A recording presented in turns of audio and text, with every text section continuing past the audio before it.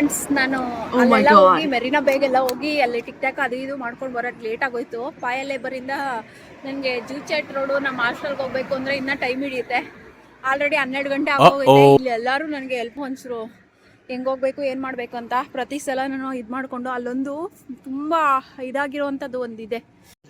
ರುಕೋ ಜರಾ ಸಬರ್ ಕರೋ. ಲೈಟಿಂಗ್ ಚೆನ್ನಾಗಿ ಮಾಡಿದ್ದಾರೆ, ತೋರ್ಸೋಣ ಅಂತ ನಾನು ಇವಾಗ ಬಂದಿದ್ದೀನಿ ಲೈವ್ಗೆ. ಯಾಕೆ ಎಕ್ಸ್ಟ್ರಾ ದಿನ ಏನಿಗೆ ಬುಕ್ ಮಾಡಿಕೊಂಡೆ ಅಂದರೆ ಇದೇ ಕಾರಣಕ್ಕೆ. ಅಂದರೆ ಇಲ್ಲಿ ಹೆಂಗೆ ಗೊತ್ತಾ, ಅವಾಗ ಲೈಟಿಂಗ್ ಮಾಡ್ತಾ ಇದ್ದಾರೆ. ಪ್ರತಿಯೊಂದು ಕಡೆನೂ ಸೂಪರಾಗಿ ಲೈಟಿಂಗ್ ಮಾಡಿದ್ದಾರೆ. ಇಲ್ಲೂ ಕೂಡ ಅಷ್ಟೇನೆ. ನಾನು ತೋರಿಸ್ತೀನಿ ಒಳಗಡೆ ಹೋಗ್ತಾ ಹೆಂಗಿದೆ ಅಂದರೆ ಪ್ರತಿಯೊಂದು ಡಿಫ್ರೆಂಟಾಗೆ ಆ ಲೈಟಿಂಗ್ ನೋಡೋದಾಗೆ ಒಂಥರ ಖುಷಿ ಆಗುತ್ತೆ. ಒಂಥರ ನಮ್ಮ ಮೈಸೂರು ದಸರಾದಲ್ಲಿ ನಡೆಯುತ್ತಲ್ಲ ಲೈಟಿಂಗ್, ಹಂಗೆ ಎಲ್ಲ ಕಡೆನೂ ಲೈಟಿಂಗ್ ಮಾಡಿ ಬಿಟ್ಬಿಟ್ಟಿದ್ದಾರೆ.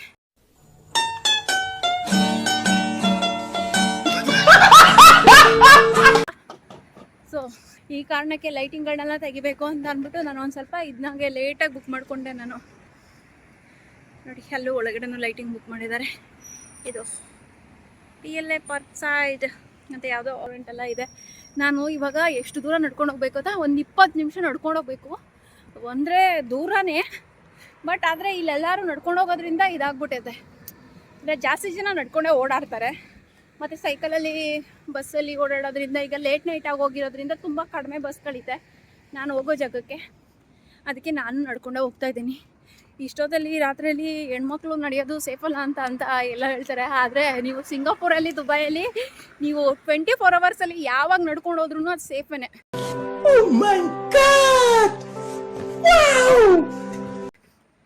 ಅದಕ್ಕೋಸ್ಕರ ಅಂದರೆ ಇಲ್ಲಿ ಪ್ರತಿಯೊಂದು ಕಡೆ ಅಲ್ಲಲ್ಲೇ ಪೊಲೀಸ್ನವ್ರು ನಿಂತಿದ್ದಾರೆ. ಮತ್ತು ಕೇಳಿದ್ರೆ ಪ್ರತಿಯೊಬ್ಬರು ಹೆಲ್ಪ್ ಮಾಡ್ತಾರೆ, ಮತ್ತು ಎಲ್ಲರೂ ರೆಸ್ಪೆಕ್ಟ್ ಕೊಡ್ತಾರೆ. ಇಲ್ಲೇನಾದರೂ ಹೆಣ್ಮಕ್ಳನ್ನ ಟೀಸ್ ಮಾಡಿಬಿಟ್ಟು ಬೈ ಚಾನ್ಸ್ ಏನಾದರೂ ಹೆಣ್ಮಕ್ಳನ್ನ ಟೀಸ್ ಮಾಡಿಬಿಟ್ಟು ಅವ್ರು ಏನಾದ್ರು ತಗೊಳಕೋಗ್ಬಿಡ್ತು ಅಂದರೆ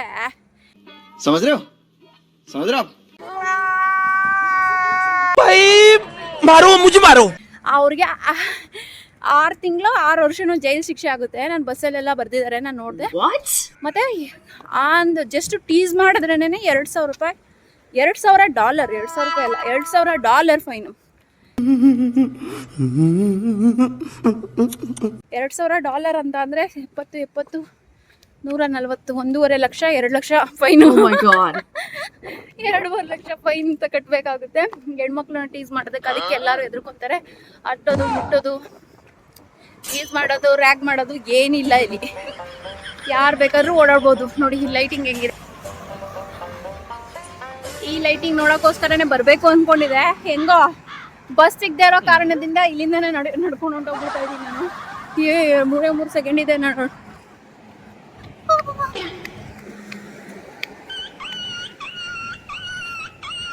ಲೈಟಿಂಗ್ ನೋಡ್ಕೊಂಡು ನಿಂತ್ಕೊಂಡ್ರೆ ನನಗೇನಾಗುತ್ತೆ ಅಂತಂದರೆ, ಅಲ್ಲಿ ಸಿಗ್ನಲ್ ಬಿತ್ತಿತ್ತಲ್ಲ ಗ್ರೀನ್ ಕಲರು, ಅದು ಹೊಂಟೋಗ್ಬಿಡುತ್ತೆ ಅಂದ್ಬಿಟ್ಟು ನಾನು ಇದು ಮಾಡಿದೆ. So I have to go this side only. ಪಾಯಲೇಬರ್ ಅಂತ ಅಂದ್ಬಿಟ್ಟು ನಾನು ಆವಾಗ ಹೋಗಿ ಬಂದಿದ್ದೆ. ಜೂಚೆಟ್ ರೋಡ್ ಇಲ್ಲಿಂದ ಜಸ್ಟ್ 650 ಮೀಟರ್ಸ್ ವಾಕ್ ಅವೇ ಇದೆ. 10 ಮಿನಿಟ್ಸ್ ವಾಕ್ ಮಾಡಬೇಕು ಸ್ಲೋ ಆಗಿ. ಸೊ ಒಂದು ಬಸ್ ಇಲ್ಲ, ಒಂದಕ್ಕಿಲ್ಲ, ಜನಗಳಿದ್ದಾರೆ ಅನ್ನೋದೇ ಇಲ್ಲ ರೀ. ಎಷ್ಟು ಜನಗಳಿದ್ದಾರೆ ಗೊತ್ತಾ. ಒಂದು ಬಸ್ಸು, ಕಾರು ಏನು ಅನ್ನೋದೇ ಇಲ್ಲ. ಎಲ್ಲ ಒಂದು ಮ್ಯೂಸಿಕ್ ಜನಗಳಾದರೆ ನಮ್ಮ ಸಿಟಿಲಿ ಇದು ಮಾಡ್ಕೊತಾರೆ.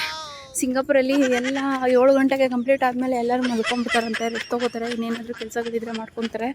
ಬಟ್ ಈ ಸಿಟಿ ಎಷ್ಟು ಕ್ಲೀನಾಗಿದೆಯೋ ಅಷ್ಟೇ ನೀಟಾಗಿದೆಯೋ, ಅಷ್ಟೇ ಡಿಸಿಪ್ಲಿನ್ಗಳನ್ನೆಲ್ಲರೂ ಫಾಲೋ ಮಾಡ್ತಾರೆ. ಮತ್ತು 2 ಟೈಮು 3 ಟೈಮು ವರ್ಕ್ ಮಾಡ್ತಾರೆ ಇಲ್ಲಿರೋರೆಲ್ಲ. ದುಡ್ಡು ಮಾಡಬೇಕು ಅಂತ ಅನ್ನೋದು ತುಂಬ ಫಾಸ್ಟಾಗಿರುತ್ತೆ ಈ ಸಿಟಿ. ನೋಡಿ ಒಬ್ಬರು ಇಲ್ಲ, ಎಲ್ಲೋ ಒಂದೊಂದು ಮುಂದೆ ಯಾವ ಮನೆ ಹತ್ರನೂ ಇಲ್ಲ. ಇದು ವಾಚ್ಮೆನ್ ಏನೋ ಇಲ್ಲ, ಬಟ್ ಇದು ಇಟ್ಕೊಂಡಿದ್ದಾರೆ. ವಿಸಿಟರು ಹೊರಗಡೆ ಹೋಗೋಂಗಿಲ್ಲ, ಈ ಗೇಟ್ ಹತ್ರ ಇದು ಮಾಡೋಂಗಿಲ್ಲ. ಆ ಲೈಟಿಂಗು, ಕ್ಯಾಮ್ರಾ ಅದೆಲ್ಲ ತೋರಿಸ್ತಾ ಇರುತ್ತಲ್ವ, ಅಲ್ಲಿ ಹೋದರೆ ಸಿಗ್ನಲ್ ಕೊಟ್ಬಿಡುತ್ತೆ. ಇದು ನನಗೆ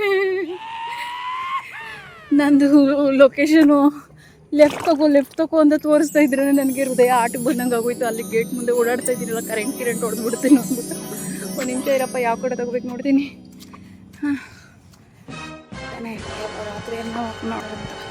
ಇಲ್ಲಿ ಲೇಡೀಸನ್ನು ಮಾಡ್ತಾರೆ. ಸೊ ಲೇಡೀಸು ಜೆಂಟ್ಸು ಅಂತ ಏನಿಲ್ಲ, ಎಲ್ಲರೂ ನೈಟ್ ಡ್ಯೂಟಿ ಮಾಡ್ತಾರೆ. ಸೇಫ್ ಅಂದರೆ ಮಕ್ಳುಗಳನ್ನ ಇಟ್ಕೊಂಡು ಕೂಡ ಅವರು ಅಂದರೆ ಬೈಕ್ ಓಡಿಸೋದು, ಡೆಲಿವರಿ ಮಾಡೋದು, ಇದು ಮಾಡೋದು ಅದೆಲ್ಲ ಮಾಡ್ತಾಯಿದ್ದಾರೆ. ಕೆಲಸಗಳನ್ನ ಯಾವ ಕೆಲಸ ಮಾಡೋದ್ರೂ ಇದೆ ಅನ್ನೋ ಥರ. ಅಯ್ಯೋ ನಾನೇನು ಅಪಾರ್ಟ್ಮೆಂಟ್ ಒಳಗಡೆ ಹೋಗ್ತಾ ಇದ್ದೀನಿ, ಗೊತ್ತಾಗ್ತಾನೆ ಇಲ್ಲ ನನಗೆ. ಒಂದು ನಿಮಿಷ ಪ್ಲೀಸ್ ಇರಿ. ಯಾವುದೋ 350 ಮೀಟರ್ ಅಷ್ಟೇ ಇದೆ. ಇಲ್ಲಿ ಹಾಟ್ ಲೈನ್ ಅಂತ ಬೇರೆ ಇದೆ. ಹಾಟ್ ಲೈನ್ ಅಂತ ಅಂದರೆ ಇದು ಪ್ರೈವೇಟ್ ರೋಡು. ಇಲ್ಲಿ ಹೋಗಬೇಕು ಅಂತ ಅಂದರೆ ಅವ್ರನ್ನ ರೆಡ್ ಲೈನು ಕ್ರಾಸ್ ಮಾಡ್ಕೊಂಡು ಹೋಗಬೇಕು ಅಂತ ಬರೆದಿದ್ದಾರೆ. ಕಾರ್ ಟ್ಯಾಪ್ ಮಾಡಬೇಕು ಅಂತ. ಇದು ಯಾರೋ ಪ್ರೈವೇಟ್ ಪ್ರಾಪರ್ಟಿ ತೊಗೊಂಡು ಅವ್ರದ್ದು ರೋಡ್ನೇ ಸ್ವಂತ ಮಾಡ್ಕೊಬಿಟ್ಟಿದ್ದಾರೆ.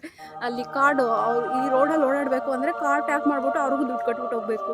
ನಮ್ಮೂರಲ್ಲಿ ಇದೈತಲ್ಲ, ಏನಂತಾರೆ, ಹೈವೇಗಳಲ್ಲೆಲ್ಲ ಇಟ್ಟಿರ್ತಾರಲ್ಲ ಸಪ್ರೇಟಾಗಿ ಮಲಿಯ ಗಿಲಿಯ ಎಲ್ಲ ರೋಡ್ ಮಾಡಿಬಿಟ್ಟು, ಯಾವುದಪ್ಪ ಅದು ರೀ, ಏನು ರೀ ಬಾಯಿಗೆ ಬರೋದು, ನೈಸ್ ರೋಡು ಮಾಡೋ ಬದಲು ನೈಸ್ ರೋಡ್ ಥರನೇ ಮಾಡಿದ್ರು, ಪ್ರೈವೇಟ್ ರೋಡು. ಅಲ್ಲಿ ನೋಡಿ, ಅಲ್ಲೇ ನಾನು ಅಲ್ಲಿಂದನೇ ಬಂದಿದ್ದು. ಅಲ್ಲಿ ಹೋಗಂಗಿಲ್ಲ ಯಾವನು. ರೆಡ್ ಅಲರ್ಟ್ ಅದು ಹಾಕಿದ್ದಾರೆ. ಮತ್ತು ಅಲ್ಲಿ ಕಾರ್ ಟ್ಯಾಪ್ ಮಾಡಿದ್ರೆ ಮಾತ್ರ ಒಳಗಡೆ ಬಿಡ್ತಾರೆ, ಇಲ್ಲಾಂದರೆ ಬಿಡೋಲ್ಲ. ಸೇಮ್ ನಮ್ಮ ಥರನೇ ಮಾಡಿಬಿಟ್ಟು ದುಡ್ಡು, ಅಂದರೆ ನಾವು ರೋಡ್ ಕೂಡ ಬೈ ಮಾಡ್ಕೊಬಿಟ್ಟು ನಾವು ದುಡ್ಡು ಕಟ್ಟಿಸ್ಕೋಬೋದು ಅಂತ ಈ ದೇಶದಲ್ಲೇ ಯಾರೋ ಹೇಳಿದ್ರು ಯಾವಾಗೋ. ಬಟ್ ಅದು ನಿಜ ಅಂತ ಇವಾಗ ನೋಡಿದ್ಮೇಲೆ ಗೊತ್ತಾಯಿತು ನನಗೆ. ನಡ್ಕೊಂಡು ಹೋಗೋರಿಗೆ ಏನೂ ಚಾರ್ಜ್ ಮಾಡ್ತಾಯಿಲ್ಲ, ಬೈ ಚಾರ್ಜ್ ನಡ್ಕೊಂಡು ಹೋಗೋರ್ಗೂ ಚಾರ್ಜ್ ಮಾಡಿದರೆ ಏನು ಗೊತ್ತು. ಇಲ್ಲಿ ಯಾರೋ ಹುಲಿ ಸಿಂಹಗಳನ್ನೆಲ್ಲ ಮನೆ ಮುಂದೆ ಕಾವಲುಗಾರೆ ನೋಡಿ.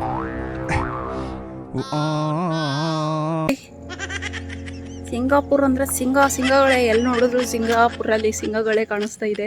ಹುಲಿ ಸಿಂಹನೆಲ್ಲ ಮನೆ ಬಾಗಿಲಿಗೆ ಕಾವಲಿಗೆ ಹಾಕ್ಕೊಂಡು ಕಾಯಿಸ್ತಾ ಇದ್ದಾರೆ.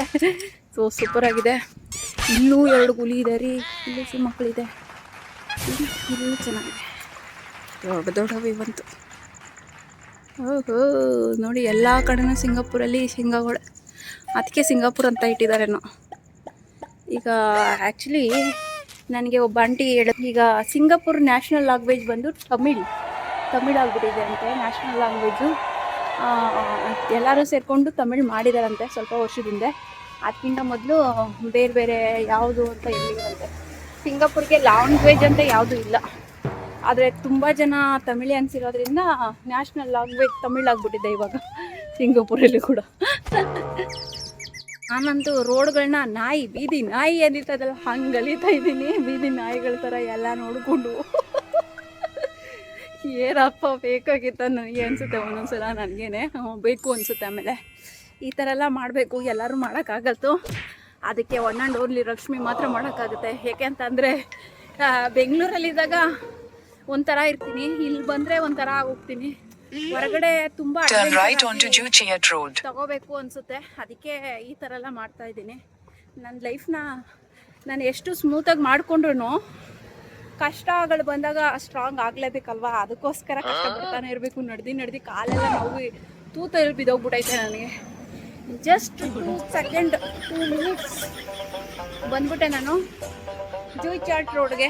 ಸೊ ಸೂಪರಾಗಿದೆ, ನಡ್ಕೊಬಂದಿದ್ದ ಎಕ್ಸ್ಪೀರಿಯನ್ಸು. ಇವಾಗ ಜೂಯಿ ಚಾಟ್ ರೋಡ್ ಇದೇ ರೋಡು ನಮ್ಮದು. ಇಲ್ಲಿಂದ ಜಸ್ಟ್ ವಾಕೇಬಲ್ ಡಿಸ್ಟೆನ್ಸು ನನಗೆ. ಯಾವಾಗಲೂ ಬಸ್ ಸ್ಟ್ಯಾಂಡಿಗೆ ಬರ್ತಿದ್ನಲ್ಲ ಅದೇ. ಸೊ ಇಲ್ಲೂ ಕೂಡ ಎಲ್ಲರೂ ಈ ರೋಡಲ್ಲಿ ಎಲ್ಲರೂ ಹೆಚ್ಚಾಗಿದ್ದಾರೆ. ಪಬ್ಗಳು ಇದೆ ಈ ರೋಡಲ್ಲಿ ಫುಲ್. ಒಳ್ಳೆ ಸೂಪರಾಗಿರೋ ಪಬ್ ಇದೆ, ಮ್ಯೂಸಿಕ್ ಎಲ್ಲ ಕೇಳಿಸ್ತಾ ಇರುತ್ತೆ. ಈಗ ನಾನು ಡೈರೆಕ್ಟಾಗಿ ನಮ್ಮ ಹಾಸ್ಟ್ಲಿಗೆ ಹೊಂಟೋಗ್ಬಿಡೋಣ. ನಮ್ಮ ಹಾಸ್ಟ್ಲು ಅಲ್ಲೇ ನಿಯರ್ ಬೈ ಇದ್ದಾರೆ. ಕಮ್